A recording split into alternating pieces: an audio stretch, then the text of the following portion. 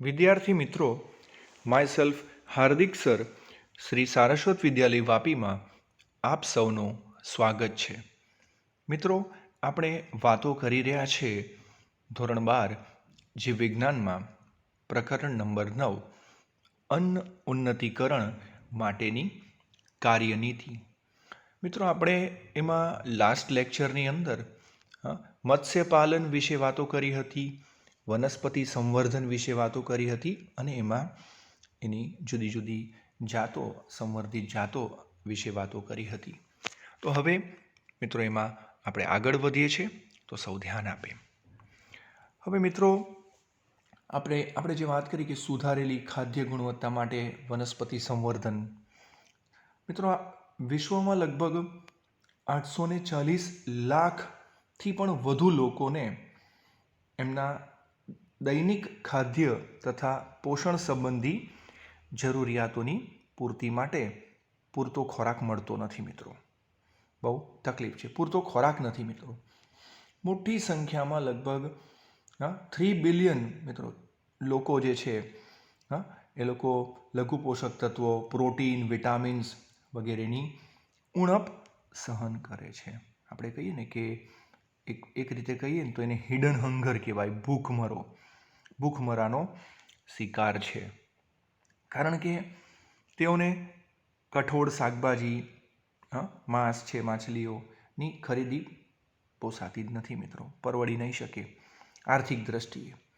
અને એવો ખોરાક કે જેમાં આવશ્યક લઘુ પોષક તત્વો જેવા કે આયર્ન છે, વિટામિન એ છે, આયોડિન છે અને ઝિંકનો અભાવ હોય છે, જે જરૂરી છે, આવશ્યક લઘુ પોષક તત્વો છે મિત્રો.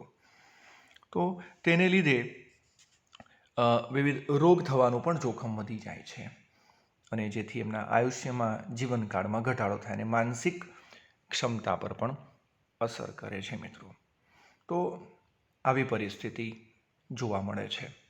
હવે મિત્રો, જૈવિક રક્ષણાત્મકતા એટલે કે બાયોફોર્ટિફિકેશન,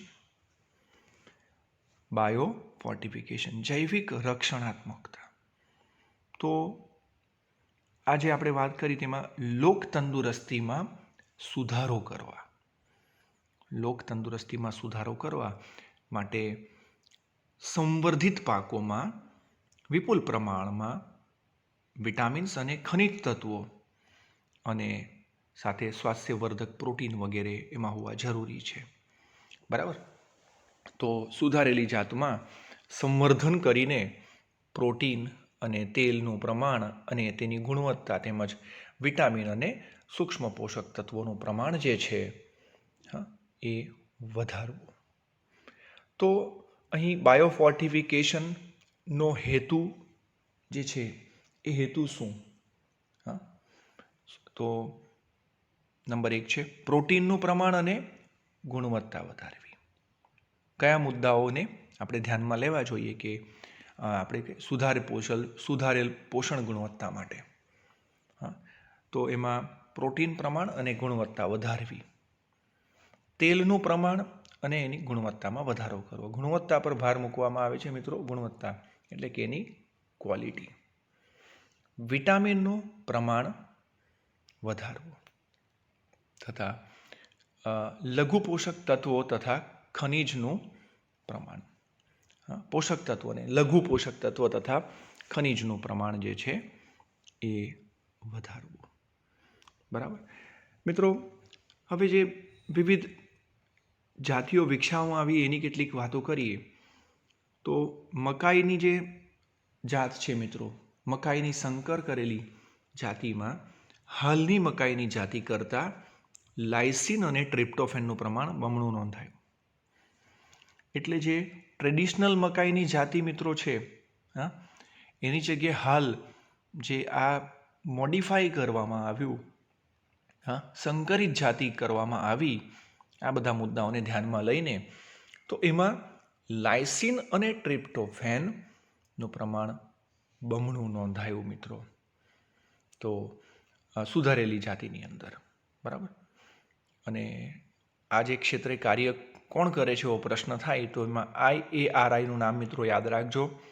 IARI, Indian agricultural research institute.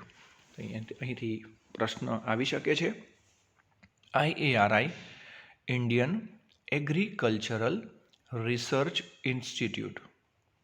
અને આ બીજો પ્રશ્ન આવી શકે, કયા એમિનો એસિડની વાત છે? લાઇસિન અને ટ્રિપ્ટોફેન એ સંકરિત જાતિ છે, જેમાં જે જૂની જાત હતી એના કરતાં લાઇસિન અને ટ્રિપ્ટોફેનનું પ્રમાણ બમણું નોંધાયું છે. અહીં પ્રશ્ન કયા હેતુઓ છે, કયા મુદ્દાઓને ધ્યાનમાં લેવામાં આવે છે સંવર્ધનમાં, એ પણ આવી શકે છે. તો ઘણા બધા પ્રશ્નો મિત્રો આવી શકે છે. હવે આજે IARIની વાત કરી. IARI દ્વારા વિટામિન એથી ભરપૂર ગાજર, પાલક, કોળું, વિટામિન સીથી ભરપૂર કારેલા, ચીલની ભાજી, રાઈ, ટામેટા, આયર્ન એટલે કે લોહ, બરાબર, અને કેલ્શિયમથી ભરપૂર પાલક અને ચીલની ભાજી તથા પ્રોટીનથી ભરપૂર કઠોળ જેવા કે વાલોળ, વાલ, ફણસી, વટાણા, બરાબર, વગેરે જે છે મિત્રો તૈયાર કરવામાં આવ્યા. બરાબર, તો આ યાદ રાખજો મિત્રો, ઘણા બધા પ્રશ્નો આવી શકે છે અહીંથી. તો IARI દ્વારા વિટામિન એથી ભરપૂર ગાજર, પાલક, કોળું, વિટામિન સીથી ભરપૂર કારેલા, ચીલની ભાજી, રાઈ, ટામેટા, આયર્ન, એટલે આ જે છે એ બાયોફોર્ટિફિકેશન દ્વારા આની ગુણવત્તામાં જે વધારો થયો છે મિત્રો, એના આ ઉદાહરણો છે. તો ઘણા બધા પ્રશ્નો આવે અહીંથી. ઘઉંની જાત વિશે યાદ રાખજો. આજે એટલાસ 66 જે છે, એટલાસ 66 ઉચ્ચ પ્રોટીન મૂલ્ય ધરાવતી જાત છે. એટલાસ 66 જે છે એના ઉચ્ચ પ્રોટીન મૂલ્યના કારણે મિત્રો એ ઘઉંનો સુધારેલ પાક મેળવવા માટે દાતા તરીકે ઉપયોગ છે, ડોનર તરીકે દાતા. તો એ પણ એ પ્રશ્ન અહીં આવી શકે છે, આ યાદ રાખજો. ઘઉંની કઈ જાત? એટલાસ 66 ઉચ્ચ પ્રોટીન મૂલ્ય ધરાવે છે. તો ઘણા બધા અહીંથી મિત્રો પ્રશ્નો આવી શકે છે. હવે એક કોષજન્ય protein, single cell protein, SCP, તો એનું પૂર્ણ નામ યાદ રાખશો મિત્રો, સિંગલ સેલ પ્રોટીન, એક કોષજન્ય પ્રોટીન. મિત્રો મનુષ્યમાં પોષણ માટે પ્રોટીન જે છે, પ્રોટીનનો એક સ્ત્રોત અગત્યનો છે. આ એક અગત્યનો સ્ત્રોત થશે. એક કોષજન્ય પ્રોટીન એક સ્ત્રોત છે, માનવના પોષણ માટે એક અગત્યનો સ્ત્રોત છે. હવે આ એક કોષજન્ય પ્રોટીનના ઉત્પાદનમાં સૂક્ષ્મ સજીવોને મિત્રો, સૂક્ષ્મ સજીવો છે એને જનીન ઇજનેરી વિદ્યાની મદદથી મોટી સંખ્યામાં એને ઉછેર કરવામાં આવે અને ઉછેરીને એમાંથી પ્રોટીન ઘટક જુદો પાડી એનો ઉપયોગ માનવ અને પ્રાણીજ પ્રોટીનમાં કરવામાં આવે છે. હવે એક કોષજન્ય પ્રોટીન જે છે મિત્રો, એમાં જે પ્રક્રિયા થાય છે એ આથવણની પ્રક્રિયા હોય છે. અહીંયા આથવણની પ્રક્રિયા દ્વારા એ મેળવવામાં આવશે. શાની પ્રક્રિયા દ્વારા? આથવણની પ્રક્રિયા દ્વારા, ફર્મેન્ટેશન દ્વારા, ઉત્સેચન દ્વારા. અને એના ઉત્પાદનની વાત કરીએ તો એના ઉત્પાદનમાં તો એમાં જીવાણુ છે, લીલ છે, યીસ્ટ છે, ફૂગ છે, ફૂગના તંતુઓનો ઉપયોગ કરવામાં આવે છે. તો અહીંથી પણ પ્રશ્ન આવી શકે મિત્રો, યાદ રાખજો. SCPનું પૂરું નામ છે સિંગલ સેલ પ્રોટીન, અને પ્રક્રિયા કઈ થશે? આથવણની પ્રક્રિયા છે. એટલે પ્રોટીનનો એક સારો સ્ત્રોત છે. અને શાનો ઉપયોગ કરવામાં આવે છે? તો કે સૂક્ષ્મ જીવોનો અહીં ઉપયોગ થાય છે પ્રક્રિયાની અંદર. બરાબર. અને આ પ્રકારનો જે ઉત્પાદિત ખોરાક છે મિત્રો, એ અન્ય ખોરાક કે ખનિજ તત્વો, લિપિડ, પ્રોટીન, કાર્બોદિત, વિટામિન સભર ખોરાકની ગરજ સારી શકે છે મિત્રો. બરાબર. અહીં પર્યાવરણના પ્રદૂષણની પણ કોઈ સમસ્યા રહેતી નથી. બરાબર છે. અને કારણ કે પ્રયોગશાળામાં ડેવલપ કરવાનું હોય છે. એટલે એમ કહીએ ને કે પોષણસભર એટલે કાર્બોદિત વિટામિન લિપિડ સભર ખોરાકની ગરજ સારે છે આ એક કોષજન્ય પ્રોટીન. આ મિત્રો તમે આજે જાણો છો વિષમપોષી જે મશરૂમ છે એ મશરૂમનો ઉપયોગ, મશરૂમનો ઉછેર જે છે આજે વિશ્વ સ્તરે થાય છે, બરાબર. એનું એક ઉદાહરણ બીજું લઈએ તો મિત્રો, એક અંદાજ મુજબ 250 kg વજન ધરાવતી ગાય, ગાયનું એક વજન છે આટલું અંદાજિત, તો એ 200 ગ્રામ પ્રોટીન દરરોજ ઉત્પન્ન કરે છે. એક ઉદાહરણ સ્વરૂપ લઈ રહ્યા છે. કેટલા કિલો વજન છે? 250. 250 kg વજન ધરાવતી ગાય જે છે એ 200 ગ્રામ પ્રોટીન એ ઉત્પન્ન કરે છે મિત્રો.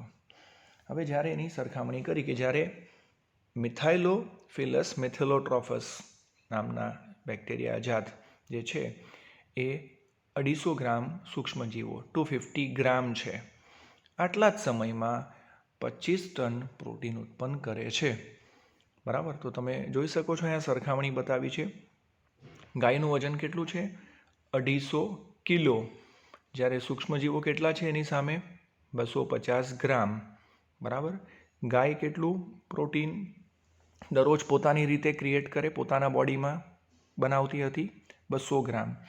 જ્યારે એની સામે આ સૂક્ષ્મજીવો દ્વારા, સૂક્ષ્મજીવોનું નામ આપેલું છે યાદ રાખજો, મિથાઇલોફિલસ મેથાઇલોટ્રોફસ જાતના 250 ગ્રામ જેટલા 250 ગ્રામ સૂક્ષ્મજીવો આટલા જ સમયમાં એ કેટલું? 25 ટન પ્રોટીન ઉત્પન્ન કરે છે મિત્રો. તો આ જે છે એ કોષજન્ય પ્રોટીનનો આ ફાયદો છે મિત્રો, બરાબર છે. તો ઔદ્યોગિક સ્તરે મિત્રો સંવર્ધિત કરવામાં આવતા સૂક્ષ્મજીવો પ્રોટીનનો એક સારો સ્ત્રોત છે. નીલહરિત લીલ જેવી કે સ્પાયરુલિના ને બટાટાના પ્રોસેસિંગ પ્લાન્ટ, બટાટા જેમાં સ્ટાર્ચ હોય, ઘાસની સળીઓ, મોલાસીસ, પ્રાણીજ ખાતર અને સુએજ ગટરના પાણી વગેરે પર પણ સરળતાથી ઉછેરી શકાય છે મિત્રો, એને ઉછેરી શકાય. જે વિપુલ માત્રામાં પ્રોટીન, ખનિજ, કાર્બોદિત, વિટામિનથી ભરપૂર છે એવા ખોરાકની ગરજ સારે છે. અને આપણે વાત કરી તેમ પર્યાવરણીય પ્રદૂષણમાં પણ અહીં ઘટાડો કરે છે, બરાબર. એટલે મનુષ્ય અને પ્રાણીઓમાં મિત્રો પ્રોટીન પોષણ માટેના વૈકલ્પિક સ્ત્રોતોમાંનો એક સ્ત્રોત છે એક કોષજન્ય પ્રોટીન, સિંગલ સેલ પ્રોટીન, બરાબર છે. તો યાદ રાખજો અહીં આ જે બેક્ટેરિયા છે, સૂક્ષ્મજીવોનું નામ યાદ રાખજો, ઉદાહરણ આપેલા છે યાદ રાખજો, ફૂલ ફોર્મ એનું યાદ રાખજો કે એક કોષજન્ય પ્રોટીન શું છે, બરાબર છે. પેશી સંવર્ધન, ટિશ્યુ કલ્ચર. મિત્રો આપણે જ્યારે પારંપરિક કૃષિ પદ્ધતિનો પર્યાપ્ત માત્રામાં ખોરાકની માંગને પહોંચી વળવા માટે અસમર્થ બની ત્યારે પાકની સુધારણા માટેની એક નવી તકનિક કહીએ એનો જન્મ થયો, જે છે જેને આપણે પેશી સંવર્ધન, ટિશ્યુ કલ્ચર આપણે કહીશું. મિત્રો 1950માં વૈજ્ઞાનિકોને એવું જાણવા મળ્યું કે એક્સપ્લાન્ટ એટલે કે નિવેશ્યમાંથી એક સંપૂર્ણ છોડ વિકસાવી શકાય છે. એટલે આપણે પ્રશ્ન થાય કે આ એક્સપ્લાન્ટ એટલે શું? તો કે જે વનસ્પતિનો એનો કોઈ પણ એક ભાગ, જેને આપણે નિવેશ્ય કહીશું, પસંદ કરેલ ટુકડો, અને એ નાનકડા ટુકડામાંથી, નિવેશ્યમાંથી સંપૂર્ણ છોડ વિકસાવી શકાય છે મિત્રો.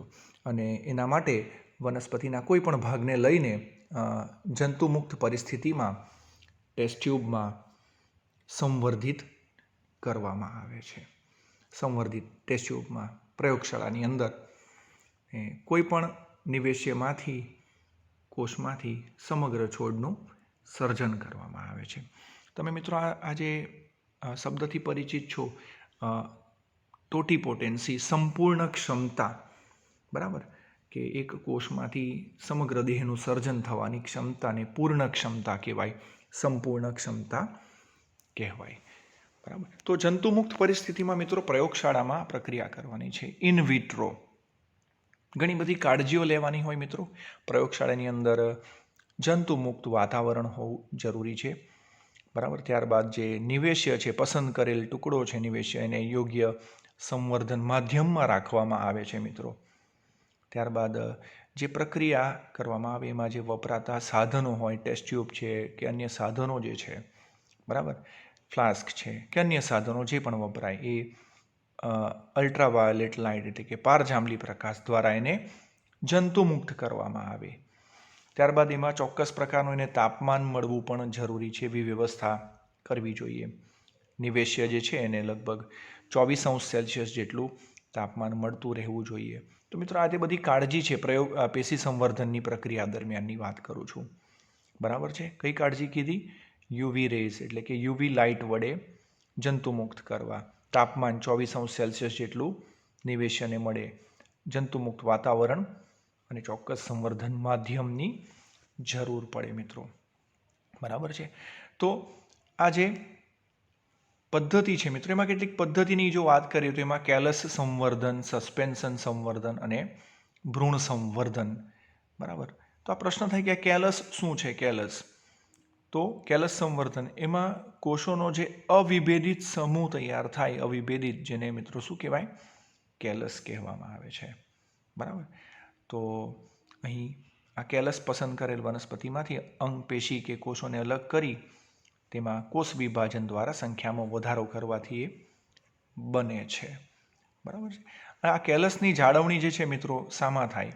આપણે વાત કરીએ પ્રયોગશાળામાં પ્રક્રિયા કરવાની તો એમાં અગર અગર જેલનો ઉપયોગ થાય. માધ્યમમાં એ સિવાય વૃદ્ધિ પ્રેરક અંતઃસ્ત્રાવો, ઓક્ઝિન છે, સાઇટોકાઇનિન વગેરે ઉમેરેલા હોય અને સ્થિતિમાં કોષ વિભાજનની શરૂઆત થાય અને લગભગ 2 થી 3 અઠવાડિયામાં આ કેલસ તૈયાર થાય. કોષોનો અવિભેદિત સમૂહ જે છે એ તૈયાર થાય.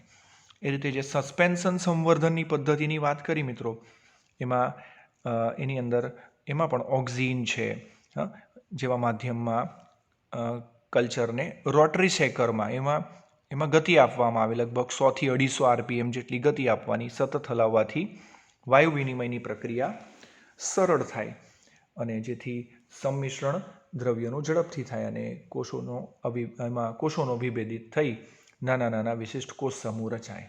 એટલે આમાં ઝડપથી વૃદ્ધિ થશે. એટલે કેલસની સરખામણીમાં સસ્પેન્શન સંવર્ધનમાં શું થશે? એ ઝડપી પ્રાપ્તિ થશે અહીં.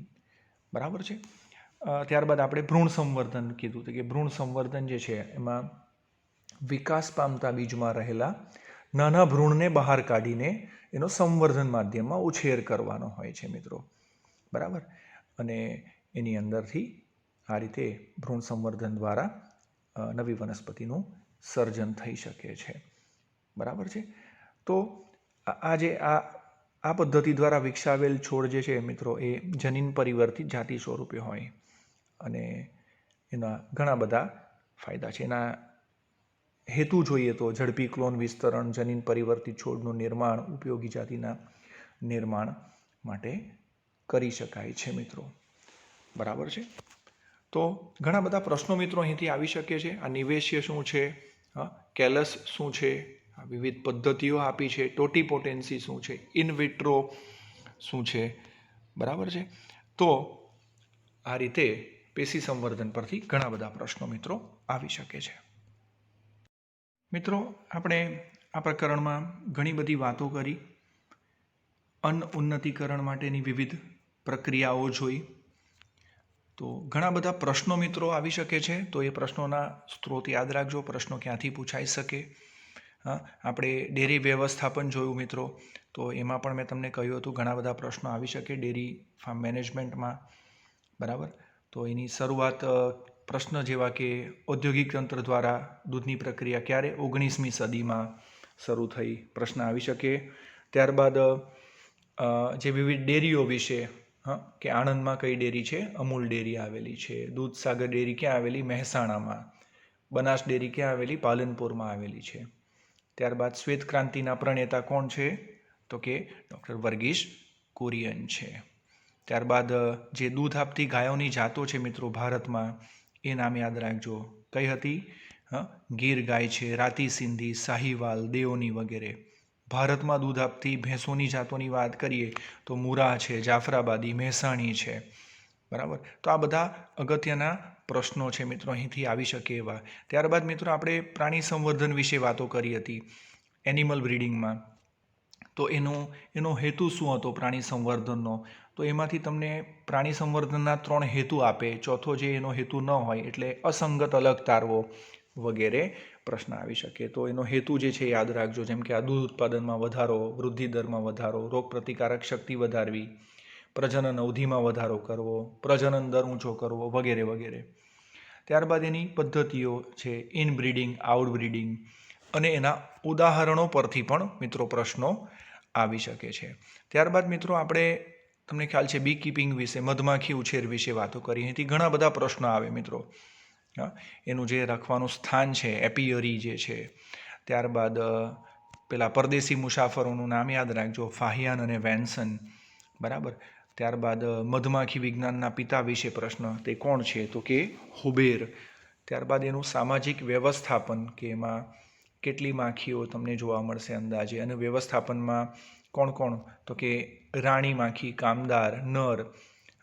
તો એકલી પ્રજનનક્ષમ માદા કોણ છે? તો ક્વીન છે. કામદાર કેવા છે? તો એ કામદાર વંધ્ય માદા માખીઓ છે. ડ્રોન જે છે એ પ્રજનનક્ષમ નર હોય છે. ત્યારબાદ આ કેટલીક અગત્યની જાતિઓ વિશે પણ આપણે વાતો કરી હતી.